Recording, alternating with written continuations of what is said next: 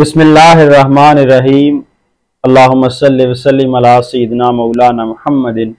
وعلی آل سیدنا و مولانا محمد وبارک وسلم علیہ۔ ناظرین، قرآن مجید کتاب ہدایت، جس کو اللہ تبارک و تعالی نے اپنے آخری رسول صلی اللہ علیہ وآلہ وسلم کے اوپر انسانیت کے لیے ہدایت کا سرچشمہ بنا کے نازل فرمایا، اور ایک انسان کے لیے ہدایت کا جتنا بھی سامان اس کو مطلوب ہے، اللہ تعالیٰ نے وہ سارے کا سارا اس قرآن کے اندر مہیا کر دیا، اور ساتھ قرآن پاک کے اندر جا بجا اس چیز کو بیان بھی فرما دیا کہ یہ قرآن میں نے تمہارے لیے ہدایت کے لیے نازل فرمایا ہے، رہنمائی کے لیے نازل فرمایا ہے، تاکہ تم اس کتاب ہدایت کو پڑھو اور اس سے اپنی زندگی گزارنے کے لیے، اپنی دنیا اور آخرت کو بہتر بنانے کے لیے اس کتاب ہدایت سے ہدایت حاصل کرو۔ حضور سیدی ضیاء الامت جسٹس پیر محمد کرم شاہ الازہری رحمۃ اللہ تعالی علیہ ضیاء القرآن شریف میں ابتدا کے اندر بالکل اس قرآن مجید کے تعارف کے طور پر لکھتے ہیں کہ رحمان و رحیم پروردگار نے اپنے بندوں کی رہنمائی اور ان کی حقیقی فلاح و کامرانی کے لیے جو صحیفہ خاتم الانبیاء محمد الرسول اللہ صلی اللہ علیہ وآلہ وسلم کے قلب منیر پر نازل فرمایا، اسے ہم قرآن مجید کے نام سے جانتے ہیں۔ کہنے کو تو یہ کتاب ہے، اور کتابیں انگنت ہیں، اور بھی بہت زیادہ کتابیں ہیں، بڑی ضخیم، بڑی ادک، بڑی دل آویز، لیکن اس کتاب کی شان ہی نرالی ہے۔ یہ صحیفہ بیک وقت کتاب بھی ہے اور علم و معرفت کا آفتاب جہاں تاب بھی، جس میں زندگی کے حرارت اور ہدایت کا نور دونوں یکجا ہیں۔ اس کا حسن و جمال قلب و نگاہ کو یکساں متاثر کرتا ہے۔ اس کی تجلیات سے دنیا و عقبہ دونوں جگمگا رہے ہیں۔ اس کا فیض ہر پیاسے کو اس کی پیاس کے مطابق سراب کرتا ہے۔ اس کا پیغام اگر عقل و خرد کو لذت جستجو بخشتا ہے تو قلب و روح کو بھی شوق فراواں سے مالا مال کرتا ہے۔ اس کی تعلیم نے انسان کو خود شناس بھی بنایا اور خدا شناس بھی۔ یہ کتاب مقدس ہر لحاظ سے سراپا اعجاز ہے۔ اس کا ہر پہلو اتنا دلربا ہے کہ اپنے پڑھنے والے کو مسحور کر دیتا ہے۔ اسی لیے جب سے اس کا نزول ہوا تو اس نے اپنی فطری جاذبیت سے نوع انسان کے ہر طبقہ سے سنجیدہ اور ذہین افراد کو اپنی طرف متوجہ کر لیا، اور اس میں قطعاً کوئی مبالغہ نہیں کہ قرآن حکیم کے متعلق جتنا کچھ لکھا گیا اتنا کسی کتاب یا کسی موضوع کے اوپر نہیں لکھا۔ لکھنے والوں میں اپنے بھی تھے اور بیگانے بھی، محقق بھی تھے اور متعصب بھی، ادیب بھی تھے اور فلسفی بھی، عربی بھی تھے اور عجمی بھی، شمع علم کے پروانے بھی تھے اور میخانہ عرفان کے متوالے بھی۔ سب ہی نے تو اس کی خدمت کی، بلکہ سب ہی سے اس قرآن نے اپنی خدمت لی، اور ہر ایک نے اس کی نوکری کو اپنے لیے باعث عزت و سعادت سمجھا۔ اس بحر بے کنار میں غواصی کرنے والوں نے غواصی کا حق ادا کر دیا۔ ہر ایک نے اپنی ہمت کے مطابق انمول موتیوں سے اپنی جولیاں بری، لیکن اس کے معارف کے خزینے برے کے برے ہی رہے۔ اس کے اسرار و رموز کی گنجیوں میں کبھی کمی نہ ہوئی۔ جنہوں نے اس گلستان معنی میں گل چینی کرتے ہوئے عمریں گزار دی، انہوں نے بھی یہ تو نہیں کہا کہ ہم نے سب پھول چن لیے ہیں، بلکہ سب نے بے تعامل یہ اعتراف کیا، دامان نگاہ تنگ و گلے حسن تو بسیار، گل چین تو از تنگی داما گلا دارد۔ اس کے علاوہ حضور سیدی ضیاء الامت نے بڑا تفصیل سے آگے کلام فرمایا ہے۔ میں ابتدا میں یہ صرف اس چیز کے لیے، اس مقصد سے آپ کے سامنے یہ سارا کلام رکھا کہ قرآن حکیم کو اللہ تعالیٰ نے ایک ایسی جامع کتاب بنا کے نازل فرمایا ہے، اور اس کے اندر ایسے احکامات بیان فرمائے ہیں جو انسانیت کی ہدایت کے لیے کافی و شافی ہیں، جن کے اندر اللہ تبارک و تعالیٰ نے انسان کی ہدایت کا پورا سامان رکھ دیا ہے۔ لیکن بدقسمتی سے ہم مسلمان جہاں اور اللہ اور اس کے رسول کے کئی احکامات کو فراموش کر بیٹھے، وہاں ہم نے قرآن کے مقصد نزول کو بھی پس پش ڈال دیا۔ اول تو ہم قرآن کا مطالعہ کرتے ہی نہیں ہیں، اور اگر کبھی کھولنے کی توفیق ہو بھی جائے تو صرف اور صرف اس کی جو عربی عبارت ہے اس کو پڑھتے ہیں. سورہ یاسین صبح اٹھ کے پڑھ لی, رات کو سورہ ملک پڑھ لی. میں قرآن کو ویسے پڑھنے کا مخالف ہرگز نہیں ہوں, بہت اچھی بات ہے, رسول اللہ کی حدیث ہے. آپ نے ارشاد فرمایا کہ قرآن کا ایک حرف پڑھنے کے اوپر 10 نیکیاں ملتی ہیں, اور فرمایا میں یہ ہرگز نہیں کہتا کہ الف لام میم ایک حرف ہے, بلکہ الف ایک حرف ہے, لام ایک حرف ہے, میم ایک حرف ہے. یعنی صرف اگر کوئی الف لام میم کا کلمہ اپنی زبان سے ادا کرتا ہے تو مالک کریم اسے بھی 30 نیکیاں ادا فرماتا ہے. یہ ساری چیزیں اپنی جگہ پر بجا ہیں, لیکن یہ چیز ہمیں سمجھنے کی ضرورت ہے کہ قرآن کے نزول کا مقصد صرف ثواب حاصل کرنا نہیں ہے, بلکہ اس کے نازل کیے جانے کا مقصد اس سے ہدایت حاصل کرنا ہے. اور قرآن کے علاوہ جتنی بھی الہامی کتابیں ہیں قرآن سمیت, ان سب کے نازل کیے جانے کا جو بنیادی مقصد ہے وہ ذریعہ ہدایت ہے, ان سے رہنمائی لینا ہے. یہ صرف کوئی سیمپل کے طور پہ اللہ تعالیٰ نے کتابیں نازل نہیں فرمائی ہیں, بلکہ اپنے انبیاء کو ان کتب سے اس لیے نوازا کہ وہ اپنی امتوں کو ان کتاب کے اندر موجود اللہ کی آیات پڑھ کر تلاوت کریں, تاکہ وہ ان کے ذریعے ہدایت اور رہنمائی حاصل کر سکیں.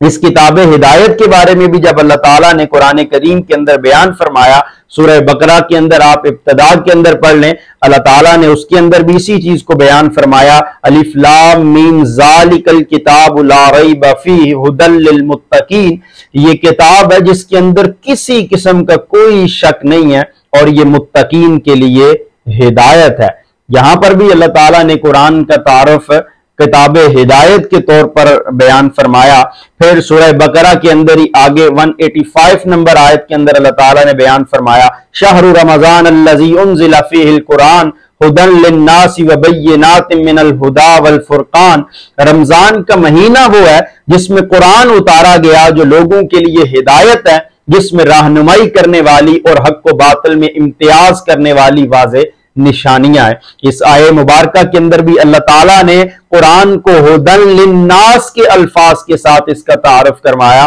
کہ یہ تمام لوگوں کے لیے, پہلے صرف متقین کے لیے کہا, پھر کہا کہ یہ تمام لوگوں کے لیے ہدایت کا ذریعہ ہے اور باعث ہدایت ہے. اور اس کے علاوہ اللہ تعالیٰ نے جب پہلی آسمانی کتابیں جو ہے جو مختلف انبیاء کے اوپر نازل فرمائی, ان کا بھی جب قرآن کے اندر ذکر کیا تو اسی چیز کو بیان فرمایا. سورۃ المؤمنون کے اندر اللہ تعالیٰ نے ارشاد فرمایا, وَإِذْ آتَيْنَا مُوسَى الْكِتَابَ وَالْفُرْقَانَ لَعَلَّكُمْ تَهْتَدُونَ. اور جب ہم نے موسیٰ کو کتاب اور حق کو باطل میں فرق کرنے والا معجزہ یعنی تورات عطا فرمائی تاکہ تم اس سے ہدایت پاؤ, اس سے ہدایت حاصل کر سکو.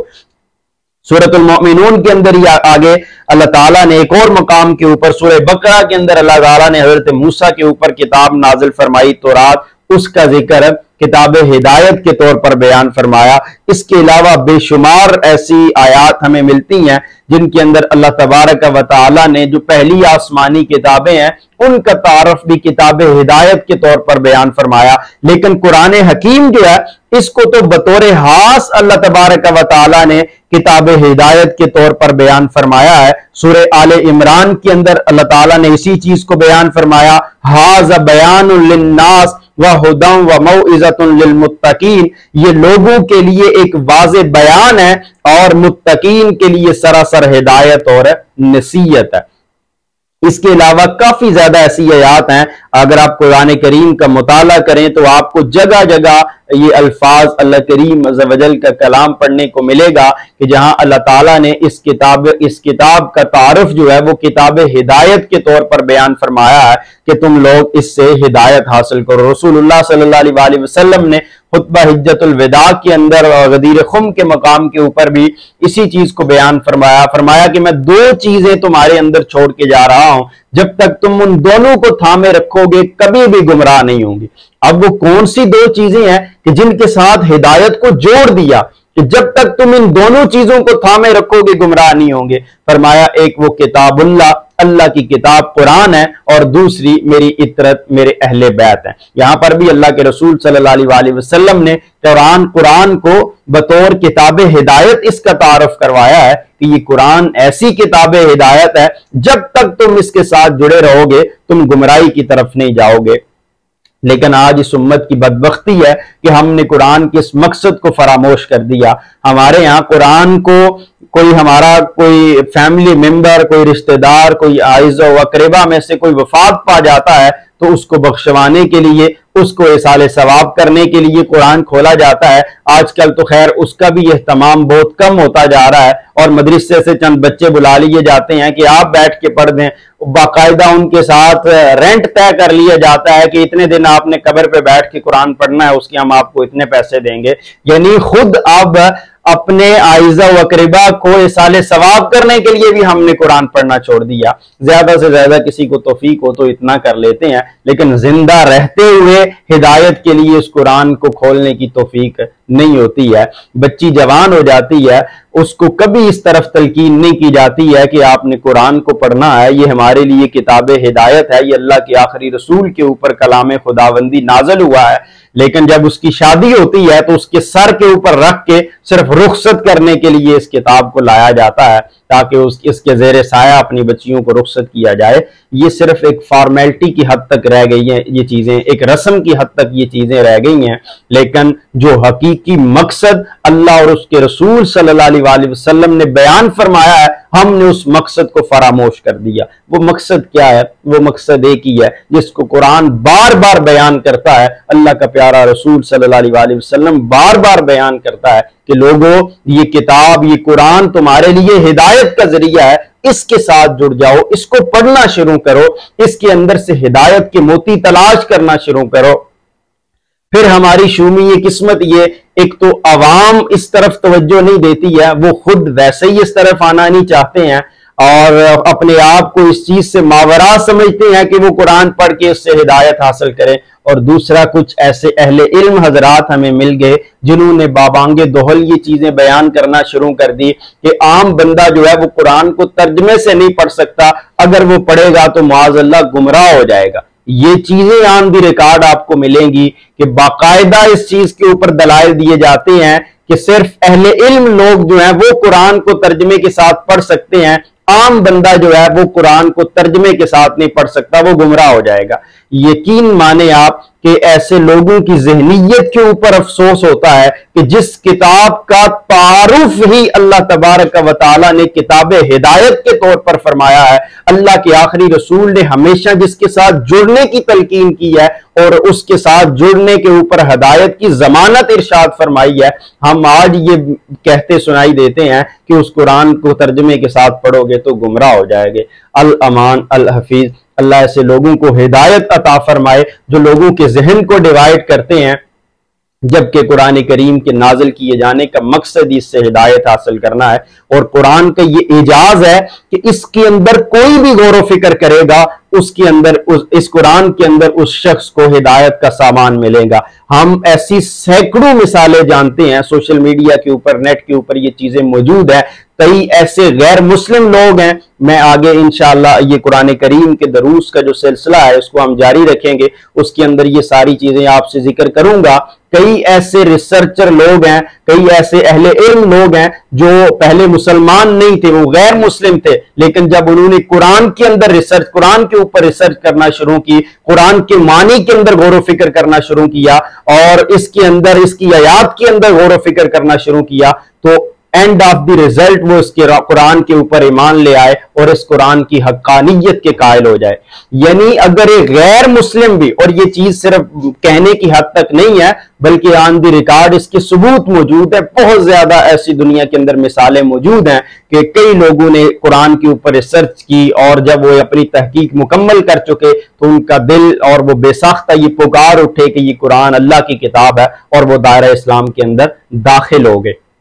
میں یہ آپ سے کہنا چاہتا ہوں کہ اگر ایک غیر مسلم قرآن کے معنی کے اندر غور و فکر کرتا ہے اور قرآن کو پڑھنا شروع کرتا ہے، جس کا اللہ اور اس کے رسول کے اوپر کوئی اس شخص کا ایمان نہیں ہے، لیکن وہ صرف تحقیق کے لیے، ریسرچ کے لیے اس کو پڑھتا ہے، تو اس کے دل کو بھی اللہ تعالیٰ ایمان کا اور ہدایت کا نور عطا فرما دیتا ہے۔ تو جو شخص اللہ اور اس کے رسول کے اوپر ایمان رکھتا ہے، جو اس کتاب کو کتاب اللہ تسلیم کرتا ہے، جو اس کتاب کو اپنے آخری رسول صلی اللہ علیہ وسلم کے اوپر نازل کیے جانے کو برحق سمجھتا ہے، اگر وہ اس کے معنی کے اندر غور و فکر کرے گا تو پھر اللہ تعالیٰ اس کے اوپر کتنا فضل فرمائے گا اور اس کے لیے کتنی ہدایت کی راہیں کھول دے گا۔ آج ضرورت صرف اس امر کی ہے کہ ہم اس قرآن کی طرف آ جائیں اور اس کو کتاب ہدایت سمجھ کے اس سے رہنمائی لینا شروع کر دیں، صرف ثواب کی حد تک نہیں۔ اور آپ یقین جانیں جب ہم اس قرآن کو کتاب ہدایت سمجھ کے پڑھیں گے اللہ تعالیٰ اس کے اوپر ثواب بھی عطا فرمائے گا،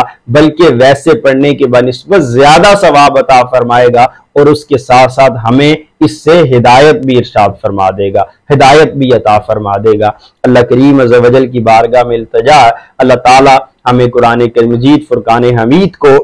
ہدایت کے لیے اور رہنمائی کے لیے پڑھنے کی توفیق عطا فرمائے، اور رسول اللہ صلی اللہ علیہ وسلم کی تعلیمات کے مطابق اپنی زندگیوں کو بسر کرنے کی توفیق عطا فرمائے۔